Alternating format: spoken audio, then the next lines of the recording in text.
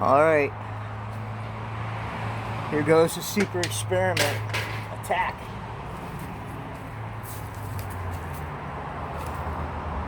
See if we can blind the camera. Oh no. Not a part of this file.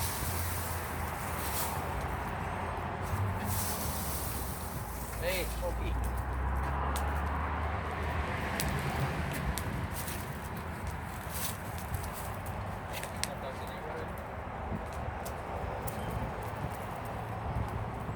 In Mesa. One of the dealers, pot dealers, a major pot dealer. He was about to get ready to dump it. He set 5 pounds of pot on fire in his backyard. You can smell it all everywhere for a mile going down the street. It was amazing.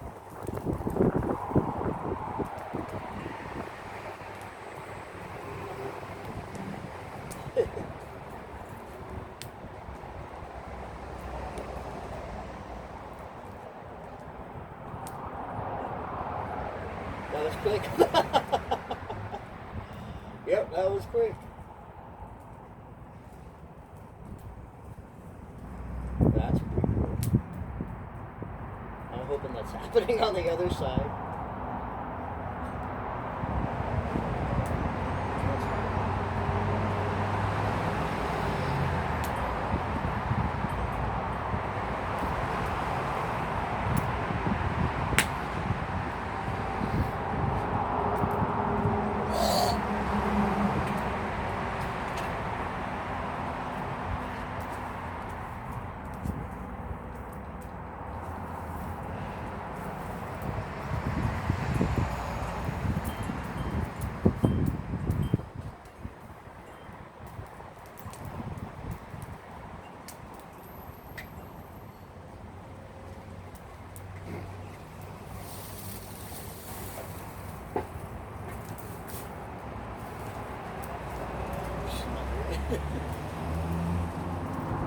Done that before with wet pine. Yeah. There it is. That'll do some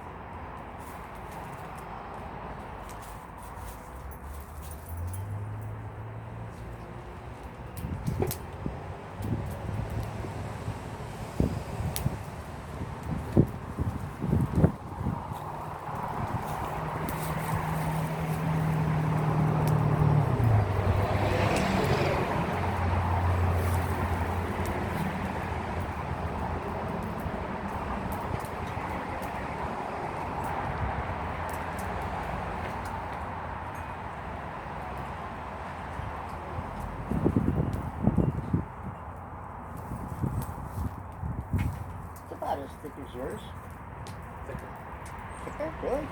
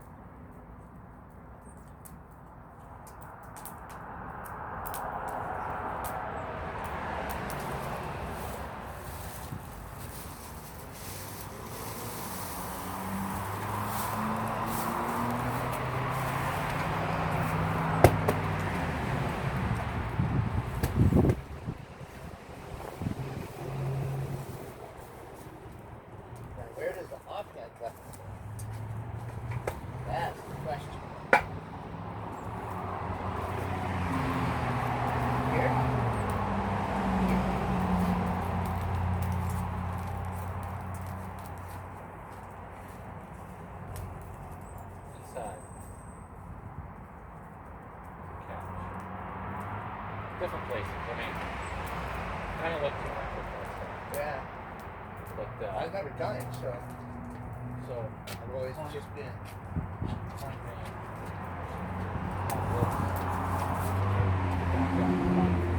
To back up what it means with this. So like the area gets to step back Right. and it should stay away from this. Well, I don't know. Those guys.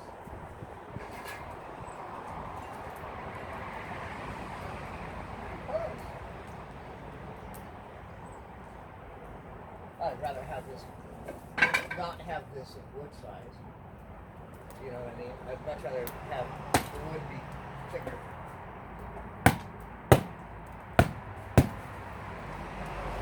Two on one, man. 2 on 1.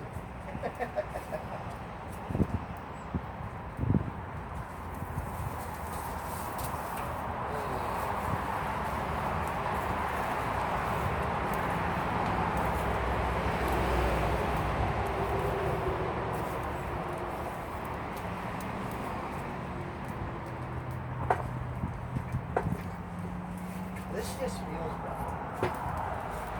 Up here. Yeah, you have to look at. Yeah. Oh, see, this is look what we got. We got a fire. Uh-oh.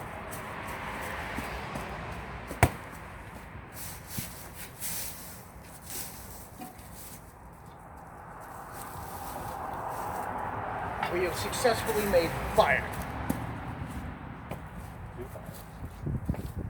Two Fire Spoon. That's the name of my. That's it right there. Two Fire Spoon.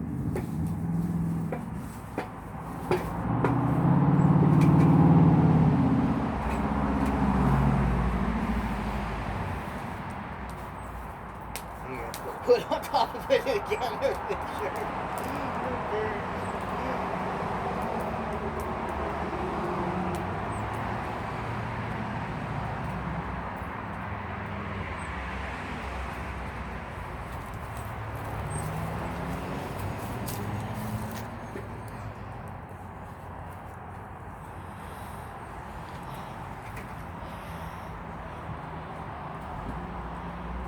Huh.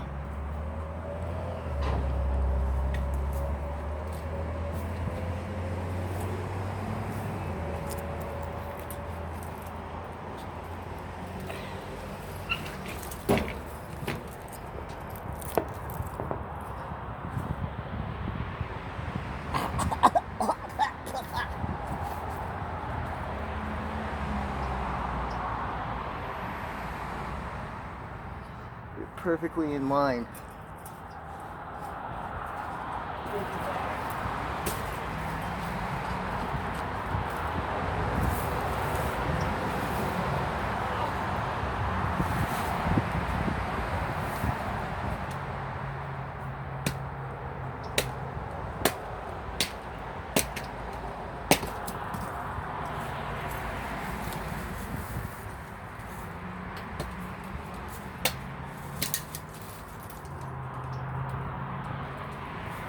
I'll tell you, baton wood, man.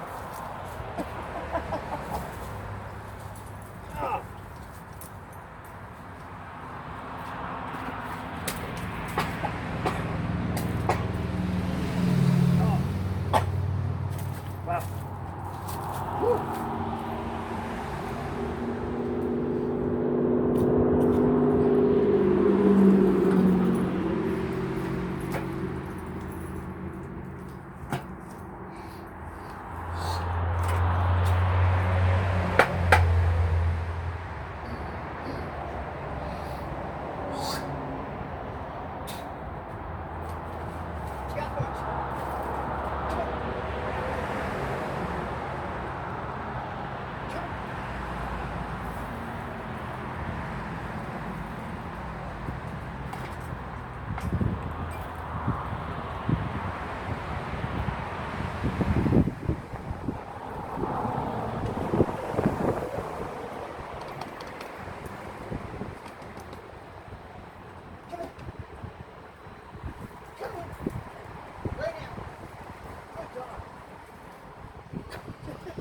Whichever one. Here, lay down.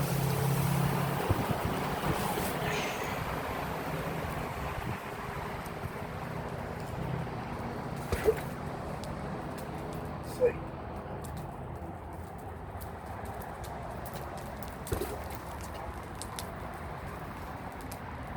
Right.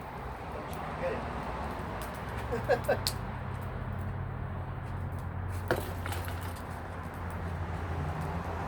One finger death punch.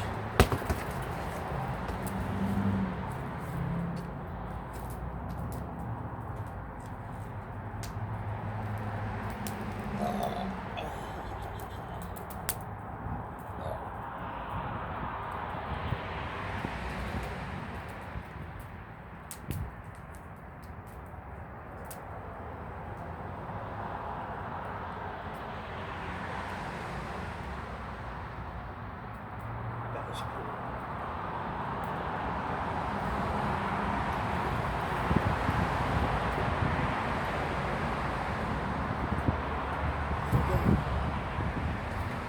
Yeah, those are cool. I think that's rock.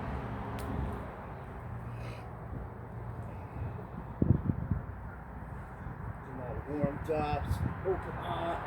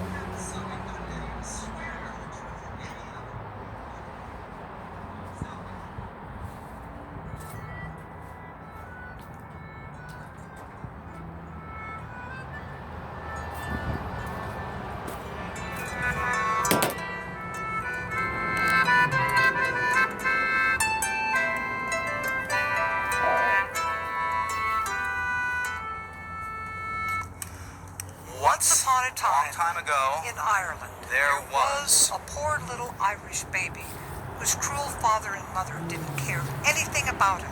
They tried to sell him. But nobody would buy. They tried to give him away. But nobody would take him. Finally, They decided to take him out on the mountains and lose him. They wrapped their baby up in a piece of cloth. Then they took him high up on the mountaintop, and there they left him, lying all alone. Poor thing. In the bush ahead. Nope. Now, Mother Wolf was taking a break from nursing her pups, She was up on the mountains, looking for food. and as she trotted past the bush of heather, she heard an odd little cry. In her ears, What up? What's that? And she started sniffing. And she followed the smell into the bush to the poor little baby, lying there, crying from hunger and cold. Now, For some reason, who knows why? this little baby didn't look like food to the mother wolf. He looked like a baby. Could have been one of her babies. And he was cold and hungry and scared So she picked him up, by the rags that wrapped him. carried him back to her home in the rocks. And there she tucked him in with her own little ones and let him nurse alongside them. This was the baby that later came to be called Ailby. And here little Ailby lived with the baby wolf, sharing sharing in breakfast lunch, and supper, playing, and quarreling. and growing up with them. The mother wolf took good care of them. And she loved them all. And if she cared for one the most, it was her little hairless cub, the naked foundling. And so, Ailby grew. Don't hit the ball around. Healthy and strong and handsome, living his happy life in the green woods of wild Ireland. Like they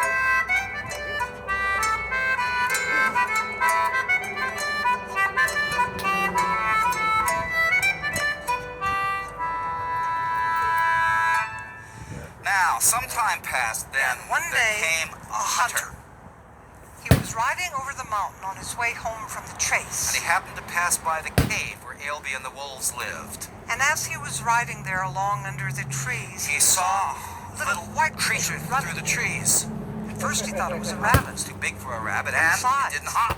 In fact, It scurried along in a way he'd never seen an animal move before. so the big hunter jumped down off his horse and ran after the strange creature. Find out what it could be.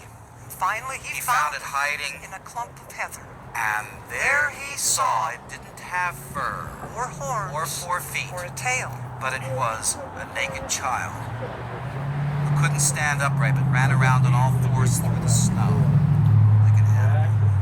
It was the wolf mother's A pet, human foundling. who had grown so fast and strong And and wild. wild he was almost able to take care of The himself. hunter couldn't see that, though. All he saw was a lost Baby baby, lost in the woods, and he thought he'd carry it away back home with him so he and his wife could raise him as her own. So he caught little Ailbe up in his arms, kicking and snarling and biting. like the little wild creature he was. Then he wrapped him in one corner of his great cloak, jumped back on his horse, and away they galloped out of the woods towards home. But Ailbe didn't want to leave his home in the woods, He didn't want to leave his wolf den or his wolf brothers. and especially Especially he didn't want to leave his dear his mother. So he screamed and struggled to get away. from the big hunter. And he called out to the wolves in their own language to come help him.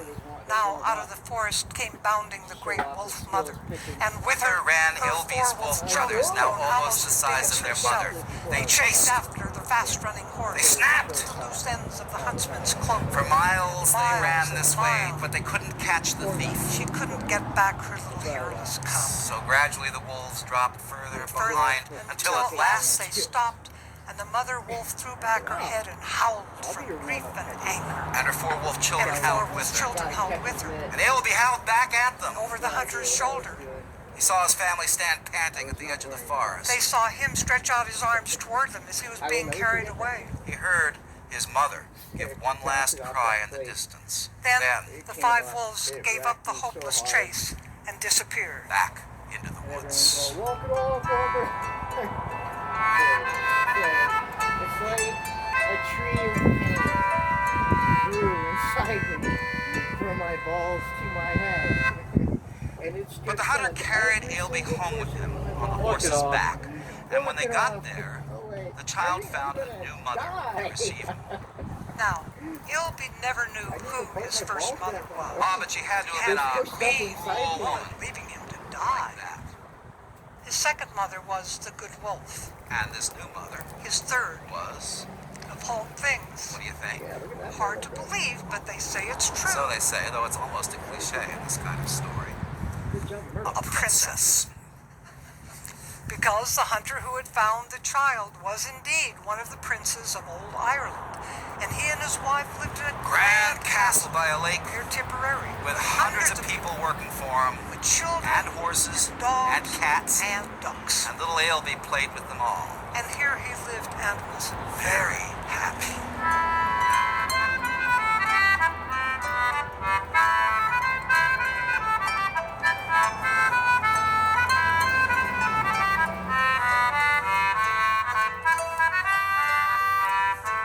And here Ailbe learned all the things which in those days made a little boy grow up to be a wise and a great man. In fact, he grew up to be so wise and so great that they made him one of the first bishops in Ireland, and he was one of Ireland's first saints. He had a palace of his own in a town called Emly. People would visit them there for miles and miles around to bring him presents, to ask him questions, and to eat his dinners. Though Ailbe had grown so great and famous, he never forgot his second mother, the good wolf, or his 4-footed brothers in their coats of gray fur, And sometimes when his visitors were boring, or stayed a long time, or asked too many questions. or gave him presents he didn't like, Then Ailbe longed to be back in the forest with the good beasts, for they had much more sense. Time passed, and there was one day a a huge hunt in hunt. Emly. All the lords from miles around were out chasing the wild beasts. beasts. One of the hunters was the prince. Ailbe's foster father. But the Bishop bishop Ailby was himself, not among them. Ailby did not hunt.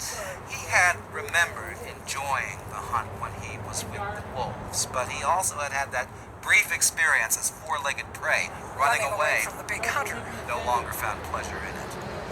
It was almost dark, and all the people of Emily were out waiting for the hunters to return. Ailby was walking among them as he came up the street on his way home from church when the sound of horns. The sound of horns came over the hill nearby. And he knew that the chase was nearing home. Louder and louder came the horns, the thud of the hounds, the yelping of the hounds. Then suddenly, among all the other noises, Bishop Ailby heard a sound that made his heart stand still. It was a long, drawn-out howl of a wolf in fear and pain and misery.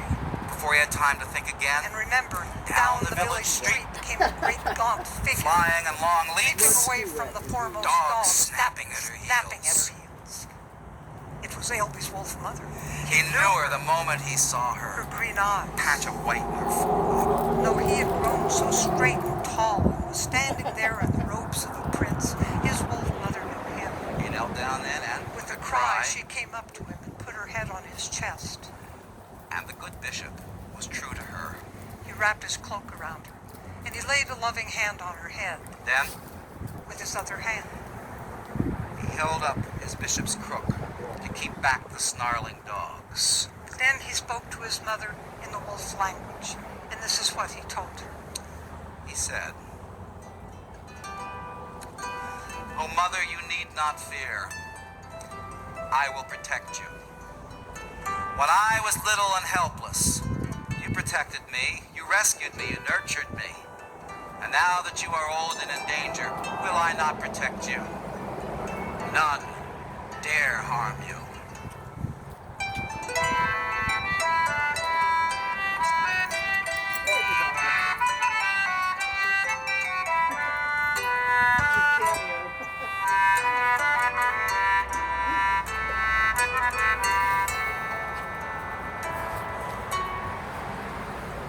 Then the hunters came tearing up on the horses and stopped short. Some of them were angry. They wanted even now to kill the poor wolf. They were like their dogs, crawling about, snarling with disappointment. But Ailby would have none of that. He told them. They could not touch the wolf. And he was so great and powerful, and holy, they dared not disobey him. They had to be content with seeing their hunt spoiled and the prey taken from their grasp. But before the dogs and the hunters went away, Ailby had something further to tell them. And he told all the curious people who had gathered around to listen also. He repeated the promise that he'd made to the wolf. Then he told everybody, from now on, don't you ever hurt her. Or her children either. In the village. Or in the fields. Or up on the mountain. Then he turned to the wolf again. He said, "You see, mother, you need not fear. None dare harm you now that you found your son again to protect you. Come every day at dinner to my table with my brothers, and I will feed you and yours even as you did me so often, so long ago." And so it was. Every day, after that, from that day on, the old wolf mother would bring her 4 sons to the palace to howl at the gate for the porter to let them in. And every day after the gate was opened, the steward would show the beasts into the big dining hall, where Ailby sat at the head of the table, with 6 places set for him and the rest of his family. And there, with all of her dear children gathered around in a happy circle, the old wolf mother sat and ate the good things the bishop's friends had sent him. And if she loved one of her children best, it was none of them that looked like her, with the gray fur suits and the fine whiskers. It was the one she had found cold and hungry on the mountain. Sat with them now at the table in robes of purple and white. And St. Ailby would look around the table at his mother and his brothers and laugh. What?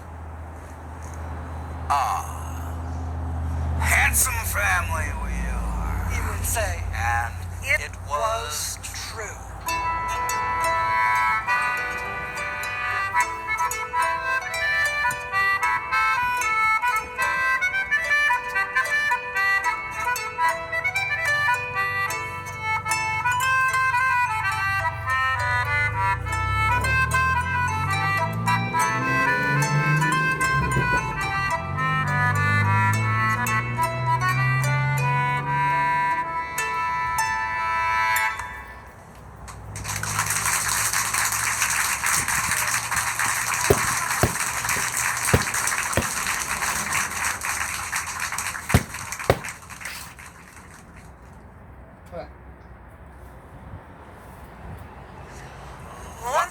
time. Not my time. Or mine. Or any of yours either. For that matter. But It had to have been somebody's somebody's. time. None of us were there when it happened, So we couldn't any of us swear to the truth of any of it, could we? Still, we all will know more about it when the telling is done. Ready? Here it comes. A farmer, And his wife. who was also a farmer, Well, that's true, isn't it? Yes, a farm couple. lived in a little white farmhouse with a garden full of flowers. Fields full of wheat and a baby daughter they loved very much. In those days. The forest next to the farm was filled with wild animals So, to keep away the bears and the wolves. the farmers kept a big brown dog. dog. He lived with them for many years long time. and had grown old and slow in their service. One day the farmer looked out the window at the dog and he thought, That dog has gotten too old to do anything but eat and sleep and lay around in the sun. He's not worth his keep. Supposing a wolf was to come out of the forest and try to carry off our baby daughter, that dog wouldn't be able to do a thing about it. He's no good to us anymore. I'm gonna run him off. so he took a stick and went out Hey, in you! the yard and woke up the Go on! poor old Get out of here! Get! chased him off. Don't come back, you mangy mutt. Poor old dog wandered off the farm and entered the forest. Thinking to himself, I guess I'll just lie down here among the trees and wait for my end. Too slow to catch anything to eat. I suppose I'll just lie here until I die. turned around in a couple circles in some tall grass, lay down next to the forest path, Put his chin on his paws. and went. He's lying like that for quite a while when A wolf came by and said, What in the world are you doing here? I'm waiting to die. Dog said. Well, when I was young and strong, my master took care of me and fed me. I was a good dog. Now I'm old and weak, he chased me off. I'm too slow to catch anything to eat, so I'm just going to lie here until I die, Don't be so gloomy. said the wolf and sat down beside him. If you really want to get back to your master, I bet you we can figure something out. The wolf scratched his ear with his paw for a minute. Then he said, Look here, if I help you out now, are you going to help me out later on when I need it? Oh, of course. All right, then, pay attention. In a couple days, it's going to be harvest time. The sun is hot, the wheat's ripe, and the farmer and his wife are going to spend several days out working in the fields, bringing in the crop. What are they going to do with their daughter? Oh, they always take the baby with them. All right, but where do they put her while they're working? They put her in a basket underneath the hedge in the shade so they can keep a close eye on her. Well, that's perfect. I'll wait until I'm sure he's busy. And then I'm going to run up and I'll grab the baby. I'll carry her off to the woods. You chase after me. I'll let you catch me. We'll put on this big fight. I'll let you win. And you can carry that baby proudly back to her father and her mother. And they'll be so happy. And they'll be so pleased with you that they'll take good care of you for the rest of your life. Oh, that's a splendid idea. I'm glad you like it. Yes, thank you for thinking of it. 2 days went by. Everything happened just the way the wolf had predicted. The sun shone, Wheat ripened and the wolf watched as the farmers came out to the field to begin their harvest. he watched as they put the baby in the shade of the hedge. And as the farmers sharpened the long, curved blades of their scythes and set to work cutting down the wheat. Waited until he was sure they were really busy. Then he ran up Grab the baby. and headed off towards the woods. Said the baby.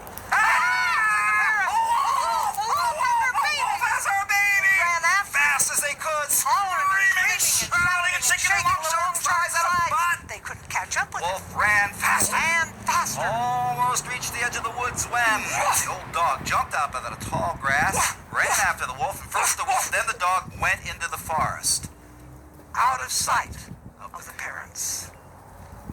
carefully placed the baby down on some soft moss. And the dog came up to the wolf, and the two animals sat down side by side and went like this.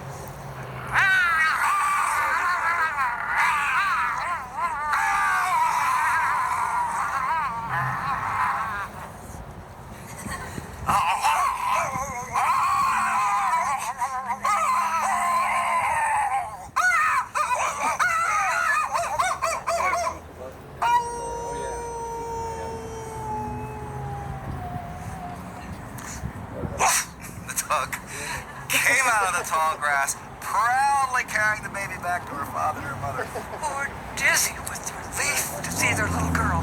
Did you see that? Oh my gosh. That dog just chased that wolf right off. There's not a Right scratch off on into the forest. Thank you, baby. Long way She's off, too, smiling. by the Isn't that sound of it. amazing? Oh, yeah. That's a good dog. I told you he was a good dog.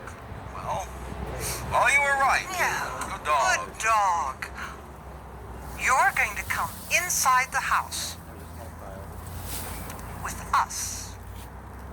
Well, all right. You're the best. You're the bravest. You're the most faithful best dog dog in the whole wide world. We're gonna take Good care of you for from the rest now of your on. life. And they started that evening. They took the dog home and they gave him a nice soft cushion right next to the kitchen stove. Fed him delicious meals. And they brushed his coat every day. Soon he was so sleek and strong, you wouldn't know it was the same animal.